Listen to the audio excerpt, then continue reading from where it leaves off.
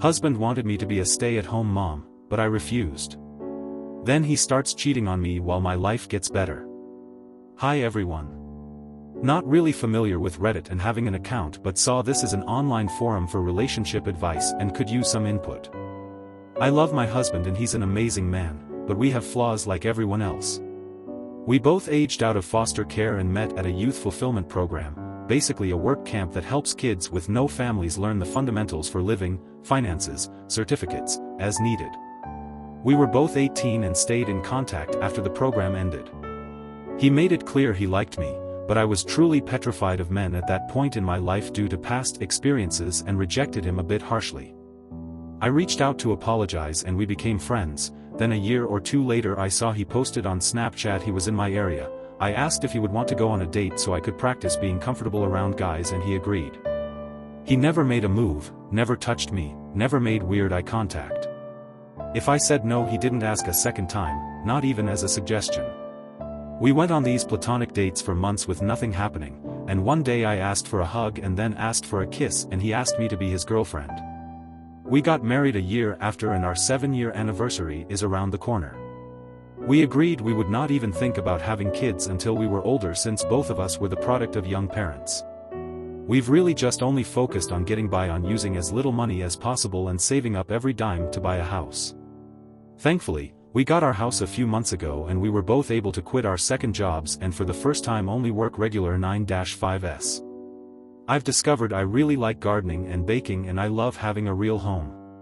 We have been discussing adding to our family by having a baby and I feel very ready to be a mom. Scared still, yes, but ready. But my husband brought up how sad I would be if I had to quit since I've worked so hard. I told him I had zero plans to quit, I would only take maternity leave. Plus my company allows maternal and paternal remote options for 1 year after birth, so I can just work from home if needed. I know it's a lot to do with a newborn, but giving up the security of my paycheck is simply not an option. He told me this was what we worked for, to make our own perfect family opposite from what ours were like, and I was blindsiding him by changing my plans and I told him no plan has changed, I can have a career and be a mom. Plenty of women do it. He doesn't have to quit his job to be a dad, so why should I? He said it wouldn't work for a baby's needs and I told him okay, since I make more money than you do, why don't you quit and I go back to work remotely after healing from birth? That way we have both hands on deck and we don't have a severe loss of income, as I make $89,000 per year and he makes $52,000 per year. He mentioned that if I trusted him fully this shouldn't be a problem. I told him I trust him but I don't trust our current economy, but I left out that I really do genuinely think quitting my job with no savings, wiped out by getting the house, and relying on a man is absolutely stupid. He had plans made previously with his parents and had to leave, so we said we would pick the conversation back up when he gets home, but he's very upset. Madder than I have ever seen him, and I don't understand why he just assumed I would quit. Not only do I not understand it, but it makes me trust him a lot less than I did yesterday. I have a bad habit of running for the hills when problems come up, and not gonna lie, this is making me really nervous. Thank you for reading all of this if you have.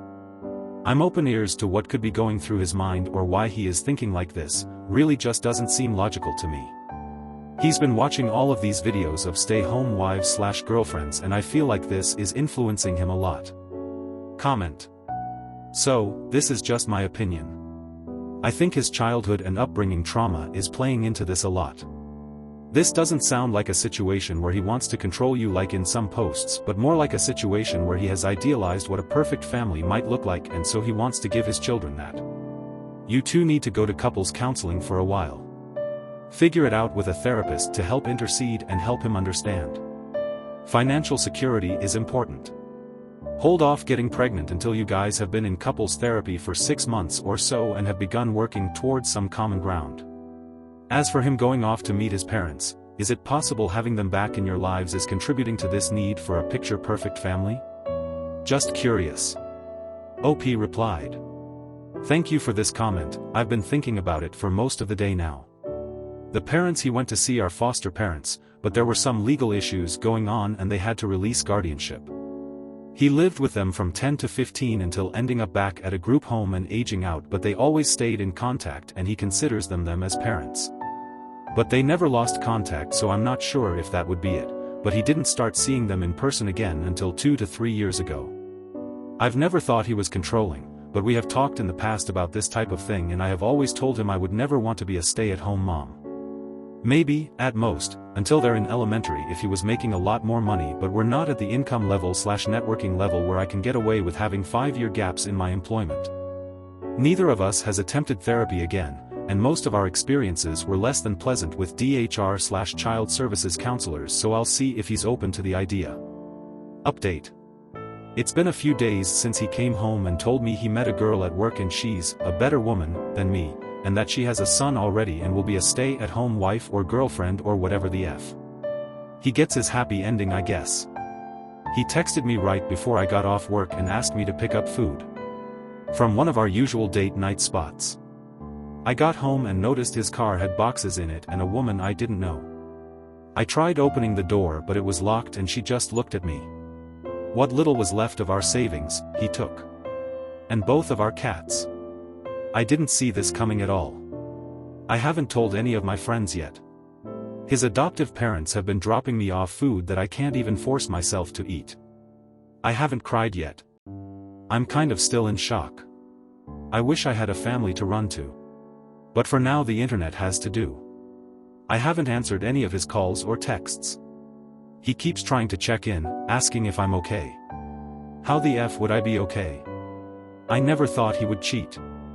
I asked him to promise if there was ever someone else he would just tell me as soon as he knew, but they've been together at least 6 months. So while he was calling me selfish for not wanting to put in my 2 weeks and be a stay-at-home wife, he was dating her the entire time, planning a future with her the entire time. I feel stupid. I should have taken everyone's advice more literally. When I asked him to go to therapy he wouldn't. His parents think he's having some type of mental break. I should have stayed afraid of him and avoided him. I should have chosen a better outcome for myself. I just feel like the same girl that no one wants to love anymore all over again. I know what he did isn't my fault, I know I could never stop him, and really do I want a man who doesn't want me? Never. But that just doesn't stop it from hurting. Comment. He wanted you to be reliant on him and didn't want you to be smart enough to find out his affair. See if you can dig more info about AP. Go nuclear on them both. You are still young, you can find a new love. OP replied. Once I found out she was 20 I stopped caring. Their karma will come one day on its own. I doubt I would be able to stop myself from having to do hard time in prison if I ever see them again. Comment. Let's be real, she grabbed onto him with her kid and he'll leave her just as fast as he left OP when he realizes he doesn't actually want what he thinks he wants. Mostly because he'll realize it's not what he thinks or it's way too hard for him to do. OP replied. His mom, adoptive, called me and is already coordinating to drop the cats back off to me. He didn't know his new girlfriend is allergic. At least I get a little laugh already, lol. Comment. If he didn't even know that, imagine what other surprises he's going to discover. What did he do? Just grab the first woman who would agree with his idea of what a relationship looks like and say, she'll do? Update 2. Really want to say thank you from the bottom of my heart to all of the people who reached out to me with well wishes. Especially other spouses who experienced similar, it helped so much more than you could ever know. There have been a few things that have happened, and honestly I'm exhausted in every way possible, so the input from folks has really been useful in organizing my thoughts and keeping an open mind. I couldn't help it, but for days I compared us and wondered what the F he could have been thinking until I realized she's a carbon copy of his biological mother, or at least the stories he heard about her since she died when he was 5. I hate that I still feel bad for him still, even after what he's done, but we offered him support for his thoughts, we urged him to go to therapy, I even offered to pay for it myself, and he was too prideful. I lost both of my parents too, at an older age with even more core memories with them, so it wasn't a boat he was in alone. But he chose to act like it was and wallow in self-pity. He called me on our 7-year wedding anniversary, minutes after midnight, whispering apologies and saying he feels so guilty. I asked for what, and he just said, well, you know what we're going through. I told him, no, it's what you're doing. We are going through nothing. I was abandoned by my husband, exposed to God knows what while you were finding her and coming back home to me. We were still having sex like every single day, so I made sure he knew just how disgusting I thought he was. Then he got pissed and told me he only started cheating because I couldn't follow his lead. Sir, look where you lead yourself. Our entire marriage I've pushed him career-wise, hell, the job he has right now I applied to on his behalf. Meanwhile, I'm pretty sure he doesn't, or didn't even know what my full job title is. I pushed him to reach out to the adoptive parents when he started getting family obsessed, but neither of us were ready for a kid. He went on about how I broke my promise first when I decided I didn't want to be a real mom by not quitting. That I was turning his adoptive parents against him because they are refusing to meet his new girlfriend. He blamed me again and then had the nerve to say that this could all be put on pause if I can learn how to make decisions that benefit a family and not myself. I asked point blank if he was insinuating that we could get back together if I quit my job.